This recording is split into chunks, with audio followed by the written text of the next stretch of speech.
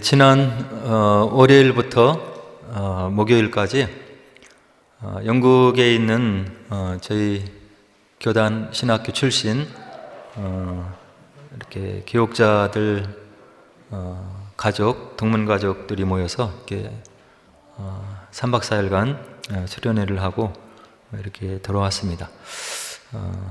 4일 정도 이렇게 지내면서 각자 영국 전역에 흩어져서 감당하던 선교의 사역과 또 목회 현장의 사역들의 그 나눔을 가졌고요. 또 교제하고 이렇게 또 나누는 대화 속에서 목양 사역 또 선교 사역을 위한 여러 가지 좋은 조언들과 격려의 말씀들 이렇게 듣고 올 수 있었습니다. 특별히 한국에서 우리 교역자들을 위로하기 위해서 오신 목사님이 이제 전해주신 말씀들이 있는데요.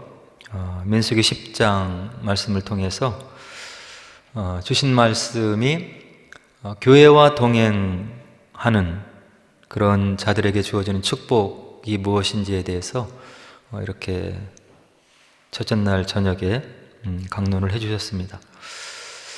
그 교회 주님께서 세우신 기관이죠. 피로 값주고 사신 교회이고 교회를 통해서 주변의 사람들이 하나님 나라를 발견할 수 있는 그런 거룩한 기관인데요. 이 교회를 사랑하는 마음으로 섬기는 자들에게 첫째는 영적으로 거목이 되는 그런 축복을 주신다. 교회를 지키고 교회를 섬기는 게 쉬운 것이 아닌데 인내하고 끝까지 자리를 지키고 하나님의 뜻을 기대하며 또 충성해 나가는 그 손길들을 결코 주님께서 그냥 잊어버리지 않으신다. 꼭 기억하시고 영적으로 큰 인물이 될 수 있도록 축복해 주신다 하는 말씀을 주셨고요. 그래서 많은 교역자들이 주어진 자리에서 주님의 뜻이 드러날 때까지 최선을 다하라 하는 그런 격려의 말씀 들었고요. 또 주님의 몸된 교회를 사랑하고 섬기는 자들에게 주신 두 번째 축복은 복의 근원이 되는 축복을 하나님의 말씀에 보니까 주시더라 이런 얘기를 전해 주셨어요. 그래서 민수기 10장에 보면 이제 모세와 호밥이라고 하는 사람이 나오는데요. 모세가 호밥에게 광야 생활을 이렇게 동행할 것을 이렇게 요청하죠. 그래서 10장에서는 좀 주저하는 그런 모습이 있었는데 성경 전체를 보면 오경을 살펴보면 모세의 청을 받아서 광야 생활 가운데 동행했던 호밥의 역사가 있고 또 사사기에 보면 그렇게 이스라엘 공동체와 동행하면서 어려운 광야 생활을 지날 수 있도록 지혜를 주고 함께 협력했던 호밥의 후손들이 영육 간에 엄청난 축복을 받는 것을 하나님의 말씀을 통해서 확인할 수 있다 이렇게 전해주시면서 주의 몸된 교회를 사랑하고 섬기는 모든 노력들이 주 안에서 기억되고 그리고 꼭 은혜와 축복으로 임하는 그런 축복이 있다는 것을 전해주셨고요. 그 다음에 이제 창세기 35장 말씀을 통해서 보면 야곱의 그 사랑했던 아내가 있잖아요. 라헬이 있는데 이 라헬이 이제 베냐민을 낳다가 이렇게 이 땅의 삶을 마감하거든요. 그래서 그 라헬이 태어나는 아이 이름을 베노니라고 지어줬는데 야곱이 베냐민으로 이렇게 바꾸죠. 그래서 그 바꾼 이름의 의미를 설명해 주시면서 세 가지의 교훈의 말씀을 주셨습니다. 첫째, 은혜 받은 자가 은혜를 베푸는 사람이 될 수 있다. 다시 말해서 하나님의 은혜를 체험한 사람이 내 주변에 있는 사람들에게 그 하나님의 은혜를 전할 수 있는 그런 사람이 될 수 있다. 이런 이야기를 해주셨고 두 번째는 모든 상황 속에서 억지로라도 일부러라도 감사의 조건을 찾는 사람이 지혜로운 사람이다. 그리고 그렇게 하나님 앞에 감사로 단을 쌓기를 노력하는 그 심령을 우리 하나님께서 꼭 기억해 주신다. 사람의 인생이 장미꽃대로만으로 펼쳐진 것이 결코 아니고 아직 하나님 나라가 도래하지 않은 이 땅의 삶이 어려움이 있을 수 있고 힘든 일이 있을 수 있고 또 분명히 그런 길을, 그런 여정을 우리가 통과해서 가는데 하나님의 살아계심을 우리가 믿고 어떤 상황 속에 처해 있든지 감사의 조건을 찾는 사람이 믿음이 있는 사람이고 지혜로운 사람이고 또 그런 사람을 하나님께서 귀하게 보신다 하는 말씀 주셨고요. 그 다음에 세 번째로 이 본문 말씀을 가지고 어떤 상황 속에서도 묵묵히 견디며 이렇게 살아가야 된다. 약속의 말씀이 있고 또 그 약속의 말씀을 주신 분이 지금도 살아계신 그런 하나님이시기 때문에 우리가 이런 믿음의 삶을 살려고 발버둥 칠 때 하나님께서 우리를 귀히 보시고 또 복 주시고 또 승리자로서의 삶으로 이렇게 살아갈 수 있도록 우리의 삶을 주님의 의로운 손으로 붙들어 주신다 이렇게 하시면서 사역자들에게 용기를 주시고 힘을 주시는 그런 말씀을 전해 주셨습니다. 그리고 다른 강사님은 이제 오셔서 전도에 대한 말씀을 이렇게 주셨어요. 저희들이 전도에 대한 이야기를 많이 듣고 있잖아요. 은혜 받은 자가 나에게 찾아온 예수님의 사랑을 전하고 하나님의 사랑을 전해야 되는 당연한 책임이 있는데 사실 저희들이 삶 속에서 보면 이 말씀을 전하고 나에게 다가오신 예수님의 사랑을 나누는 일이 쉽지가 않은 거죠. 그리고 그렇게 말씀을 증거하고 전하는 삶이 쉽지가 않은데 이 목사님이 속한 교회는 전도에 제일 되는 사명을 두고 정말로 열심히 노력하고 온 교인이 받은 바 예수님의 사랑과 은혜를 전하기 위해서 헌연일체가 되어서 전하고 또 많은 죽어가는 생명들을 불러들이는 또 결실을 맺는 그런 교회, 살아있는 교회를 이렇게 소개받으면서 그 목사님과 그 속한 교회에 이 말씀을 전하고 복음을 전하는 열심, 그 중심을 이렇게 볼 수가 있었습니다. 그래서 저도 마음속에 또 많은 도전을 받았고요. 또 이제 참석한 우리 동기 목사님들 중에 이미 은퇴를 다 하셔서 70 중반에 이르시는 그런 분들이 많이 계신데요. 이 노방전도를 그렇게 지금도 비가 오나 또 눈이 오나 추운 겨울에도 다리가 이렇게 저려오고 또 얼어오는데도 그렇게 노방전도를 열심히 하시면서 식사를 하시면서 복음을 전하기 위해서 피켓을 들고 이렇게 하는 삶을 전해주셨는데 또 마음에 많은 은혜가 되었고 또 도전이 되었습니다. 저희들이 노방전도를 이렇게 보면 좋은 이미지가 사실상 없잖아요.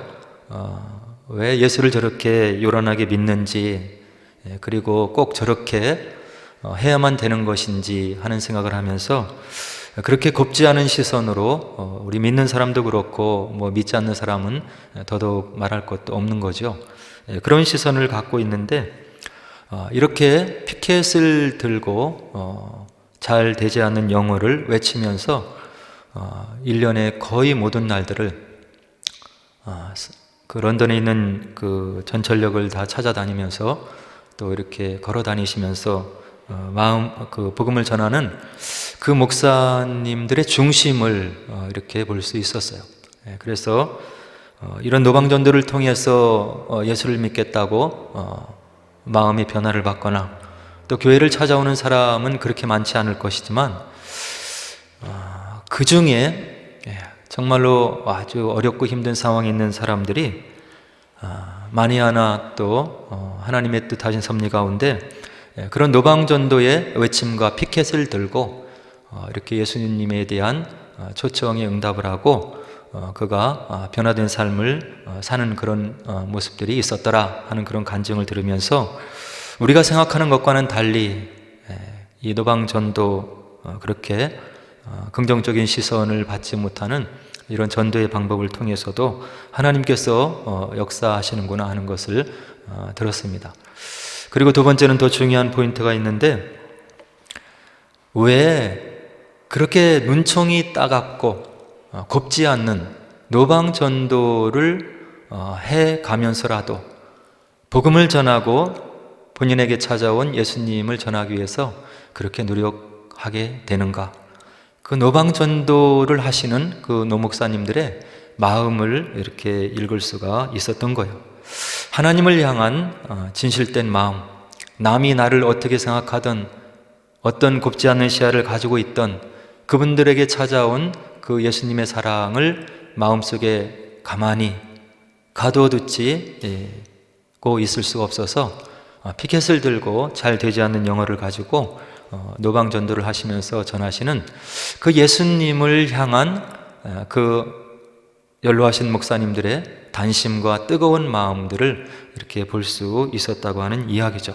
그래서 노방전도를 통해서 열매를 얼마나 걷던 걷지 못하던, 시선이 곱던 곱지 못하던 그것이 문제가 아니고 그분들에게 찾아온 예수님의 사랑을 표현하지 않고는, 전하지 않고는 견딜 수 없어 하는 그런 연로하신 목사님들의 참된 마음을 이렇게 읽을 수가 있었다고 하는 이야기예요.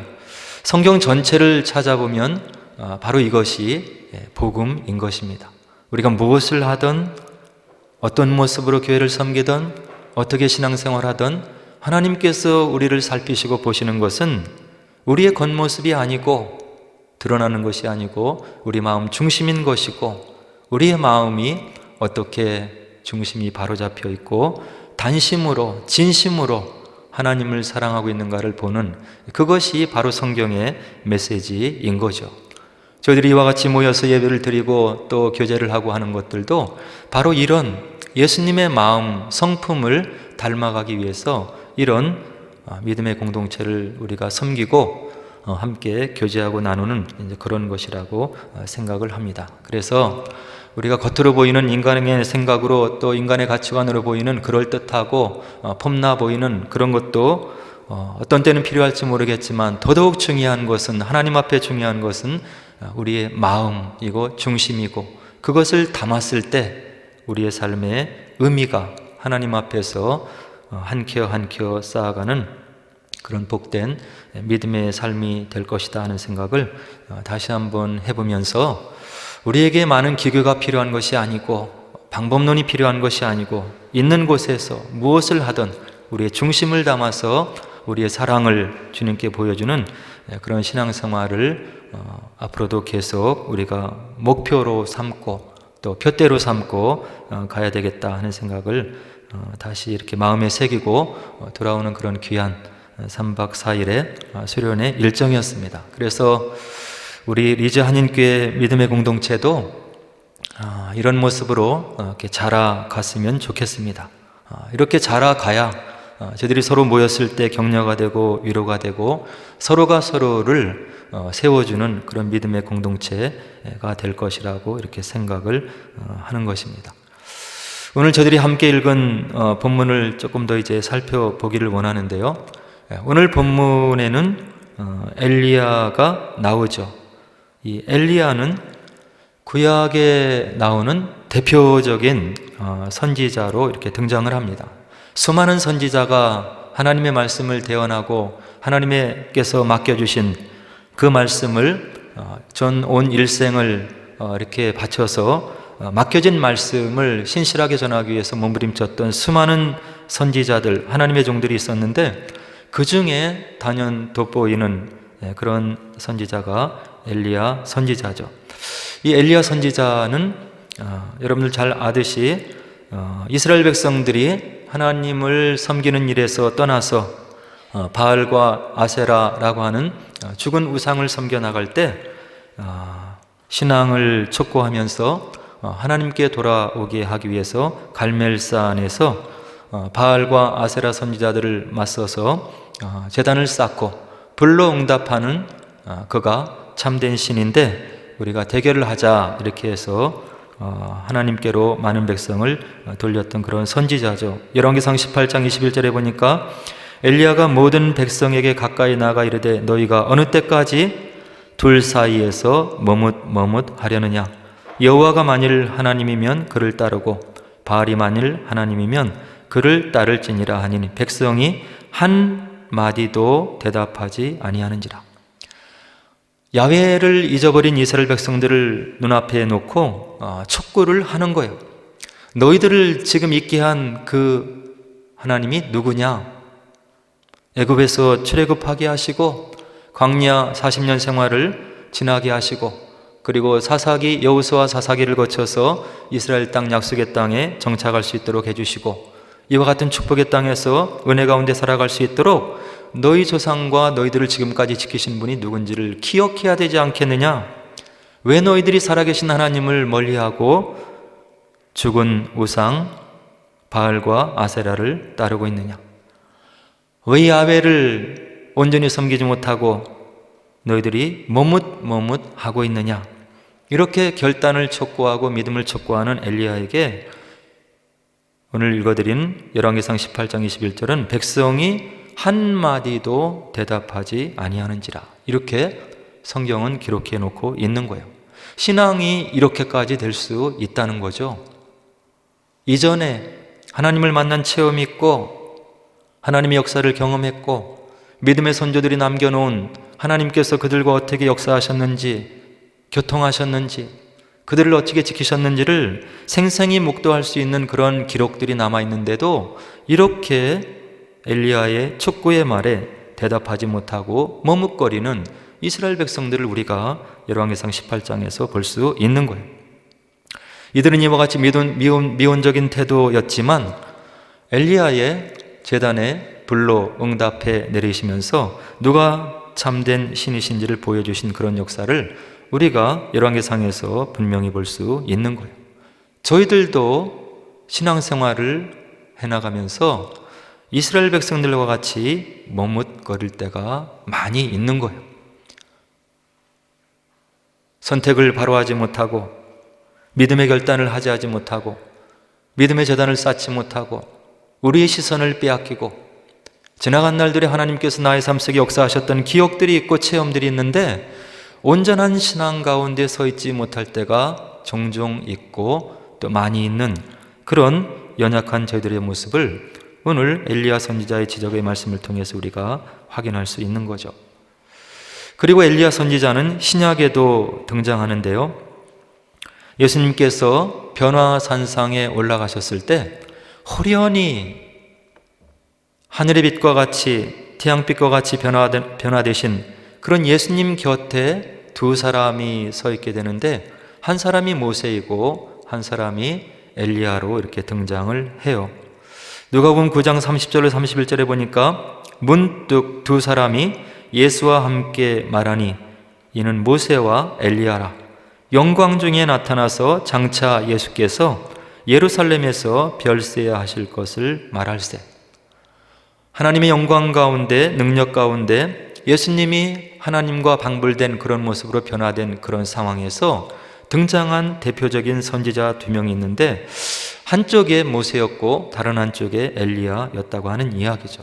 그만큼 엘리야는 성경 말씀에서, 하나님 말씀에서, 이스라엘 역사에서 대표적인 선지자로 등장을 하는 거예요.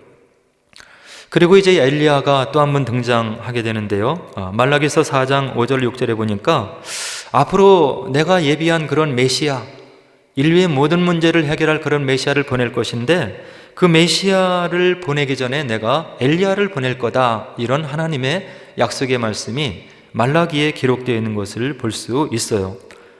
보라, 여호와의 크고 두려운 날이 이르기 전에 내가 선지자 엘리야를 너희에게 보내리니 그가 아버지의 마음을 자녀에게로 돌이키게 하고 자녀들의 마음을 그들의 아버지에게로 돌이키게 하리라. 말라기 선지자를 통해서 이제 구약의 예언의 말씀이 이제 중단이 되죠. 그리고 예수님이 이제 오실 때까지 한 400년, 450년 정도 하나님 말씀이 이제 중단이 되게 되는데, 그 마지막 선지자 말라기 4장에 보면 앞으로 메시아가 오기 전에 엘리야가 먼저 와서 백성들의 마음을 이제 아버지에게로 돌리는 그런 일이 있을 것이다, 이런 예언의 말씀이 있었어요. 그래서 이 예언의 말씀이 세례 요한에게서 이제 성취가 되죠. 예수님을 보고서 오실 메시아가 당신입니까? 세례 요한은 어떤 사람입니까? 이렇게 물어봤을 때 세례 요한은 너희들이 기다리고 있었던 그런 엘리야이다, 이렇게 주님께서 말씀을 해주시고 있잖아요. 그래서 이와 같이 구약과 또 마지막 선지자, 또 예수님 당시에 엘리야는 영적인 구약의 선지자를 대표하는 그런 위대한 선지자였음을 이런 말씀들을 통해서 우리가 알 수 있는 거예요. 근데 오늘 7절에 보니까 이와 같이 위대한 선지자가 활동을 할 때 상황이 어땠냐면, 땅에 비가 내리지 아니하므로 얼마 후에 그 시내가 마르니라. 이스라엘 전역에 극심한 가뭄이 들었음을 7절이 말씀해주고 있는 거죠. 9절에 보니까 그때 여호와의 말씀이 엘리야에게 임하는데요, 먹을 것이 없는 그때에 하나님의 참된 종 선지자 엘리야에게 여호와의 말씀이 임했다고 이야기를 해주고 있는 거예요. 뭐라고 임하냐면, 너는 일어나 시돈에 속한 사르밧으로 가라. 가서 거기 머물라. 내가 그곳 과부에게 명령하여 내게 음식을 주게 하였느니라.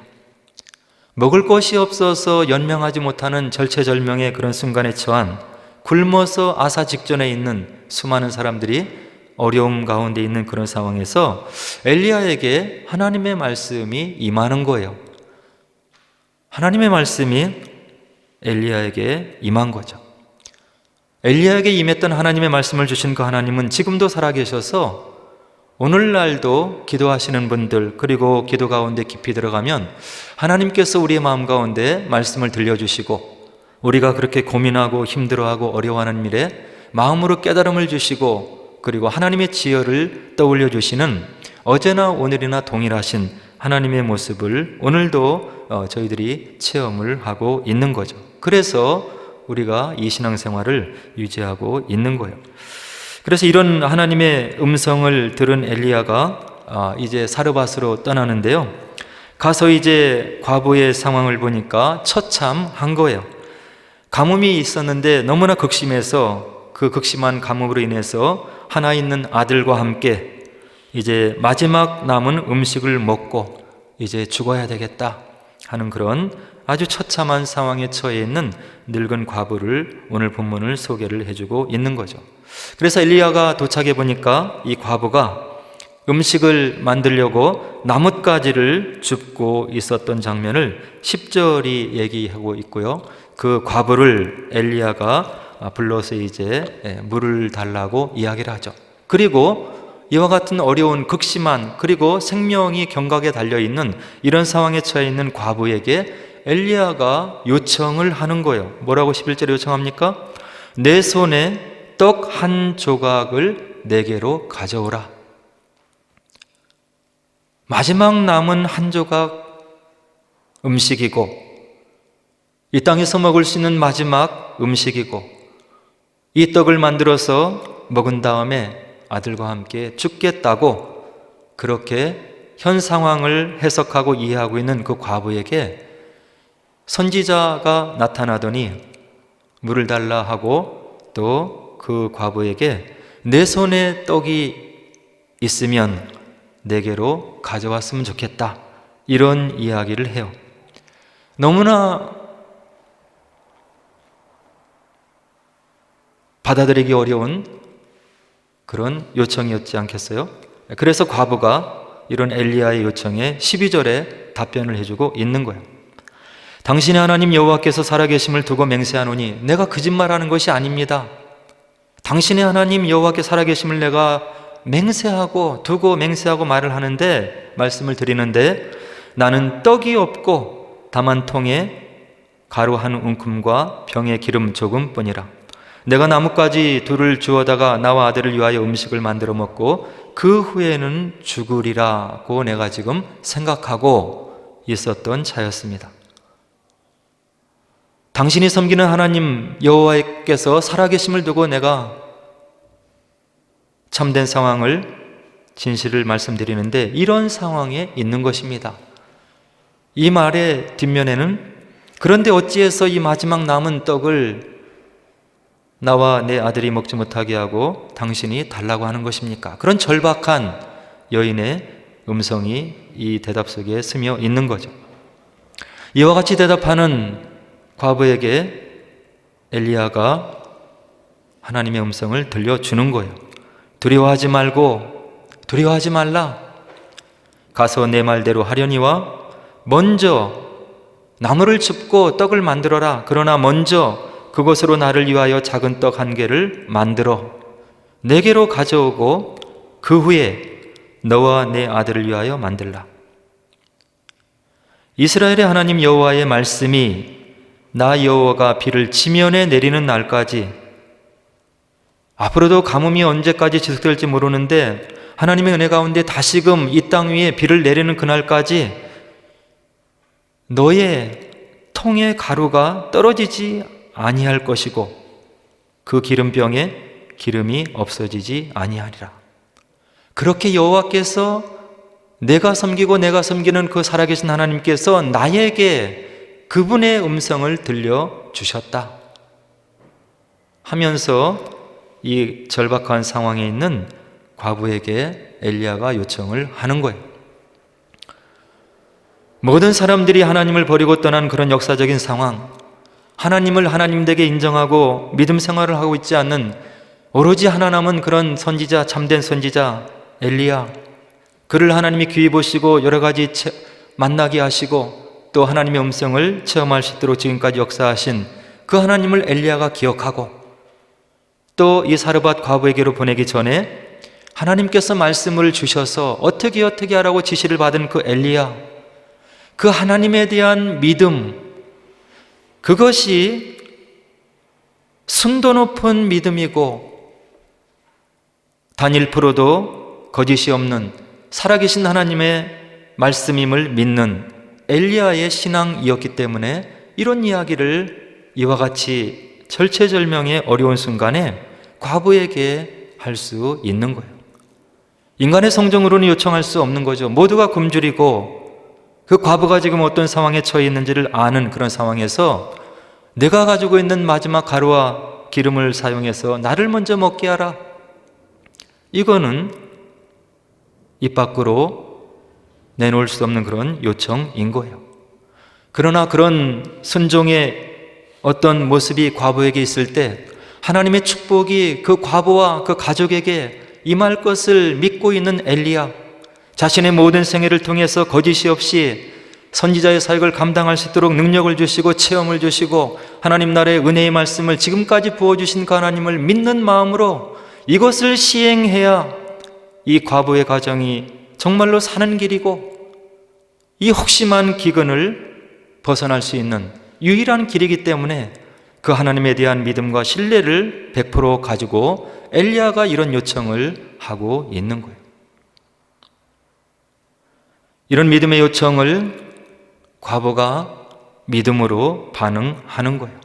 하나님을 섬겼던 과부, 하나님이 누구인지 알고 있는 과부, 그리고 하나님께서 그들의 생애 속에 어떻게 역사하셨는지를 체험했던 과부, 하나님의 종의 말을 하나님의 말씀으로 액면 그대로 받아들여서 자신에게 남아있는 마지막 밀가루 한 줌과 기름을 사용해서 선지자를 먼저 섬기고 그리고 하나님의 축복을 받아 누리고 기근을 벗어나는 그 과부의 높은 신앙의 모습을 오늘 본문에서 우리가 볼 수 있는 거예요.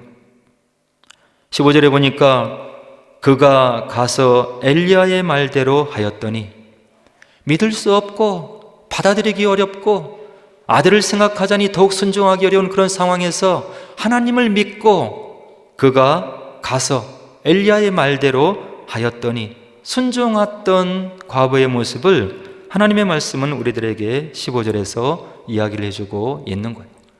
저와 여러분들에게도 이런 순간들이 많이 있는 거예요.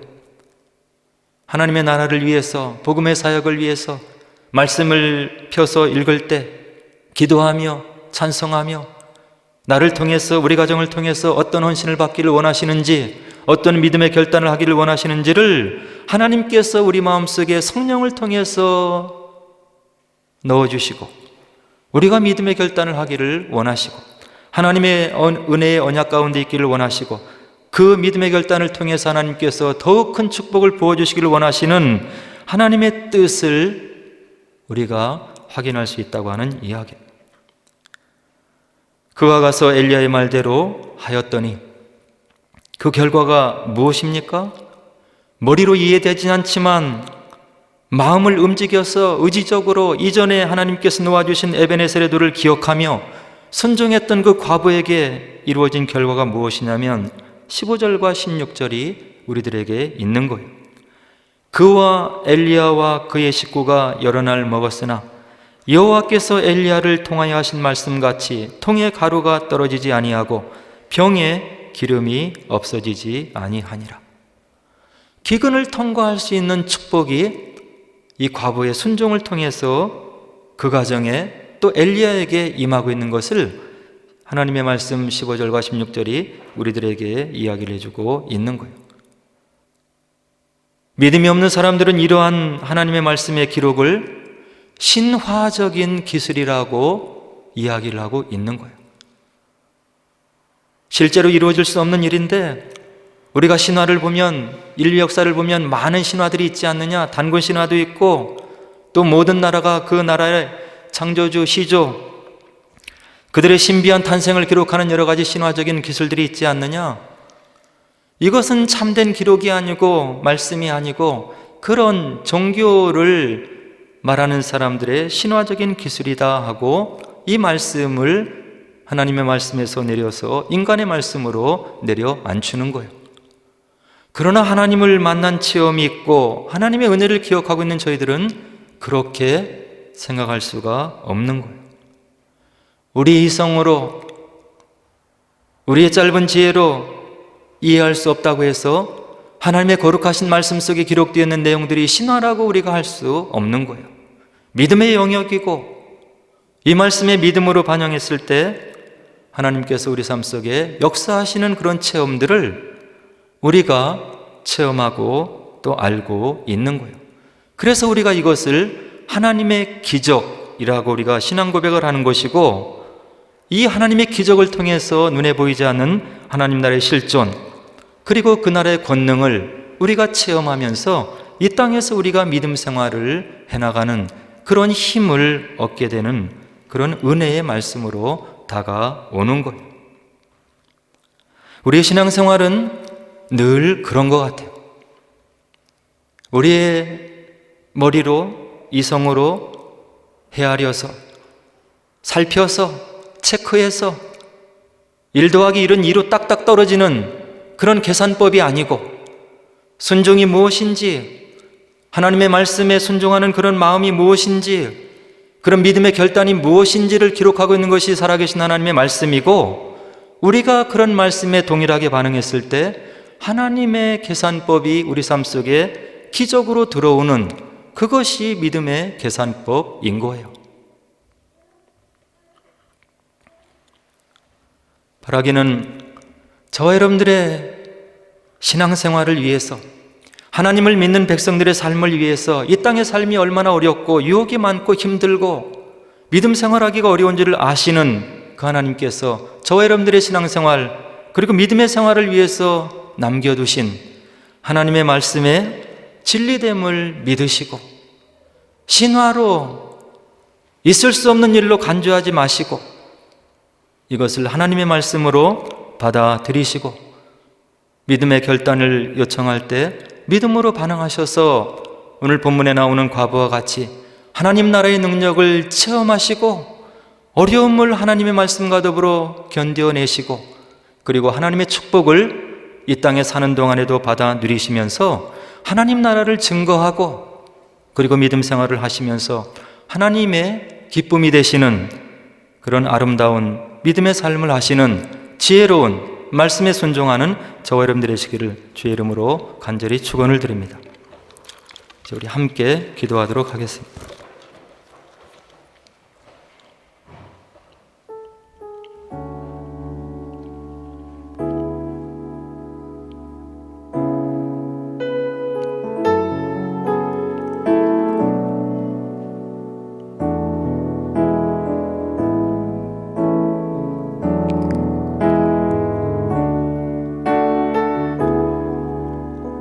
이 땅에서 우리가 해나가는 믿음 생활은 쉬운 여정이 결코 아닌 것입니다. 그래서 우리 주님께서도 그것을 좁은 길이라고 이야기를 해주시고 있는 것입니다. 그럴 것 같지 않고 내 계산과 틀리고 나의 생각과 맞지 않는 그런 길이 믿음의 길이고, 그래서 역설적인 길이라고 하나님 말씀은 우리들에게 이야기를 해주시고 있는 것입니다. 우리의 믿음의 생활을 위해서 하나님을 만난 사람들의 이야기가 중요한 것입니다. 하나님을 만나서 어떻게 신앙 결단을 하고 어려움이 있을 때 어떻게 하나님의 은혜로 극복했는지를 서로 나누는 그런 믿음의 동료, 믿음의 가족들이 있어야 우리의 믿음이 성장하는 것입니다. 오늘 말씀에 나온 과부와 같이 도저히 순종할 수 없는, 받아들일 수 없는 그런 하나님의 요청이었지만 믿음으로 순종했을 때 그 혹심한 가뭄을 견딜 수 있는 하나님의 은혜가 그 과부의 삶에 임한 것을 우리가 믿으시고, 성경에 나오는 이 사렙다 과부뿐만 아니라 우리를 지배하는 많은 사람들이 하나님의 살아계심을 또 만난 이야기를 증거해주고 있는데, 우리가 그 하나님께 믿음을 두시고 하나님께서 우리를 도우시고 인도하시고 섭리하시는 은혜를 체험하며 어렵고 각박하고 힘든 이 땅의 삶을 주님의 동행하심 가운데, 기쁨 가운데 살아내시는 우리 모든 교회 가족 성도 여러분 되기를 주의 이름으로 축원을 합니다. 믿음을 허락하옵소서. 말씀이 말씀되게 믿어지는 은혜를 허락하옵소서. 믿음이 자라게 하옵소서. 믿음의 삶이 무엇인지를 체험하는 은혜가 있게 하옵소서. 주님께서 역사해 주셔서 주님 앞에 믿음의 성장을 보여주는 그런 아름다운 삶이 되게 하옵소서. 주님의 사역을 이루어드리는 복된 가정 되게 하옵소서. 우리 함께 기도하도록 하겠습니다. 기도하겠습니다.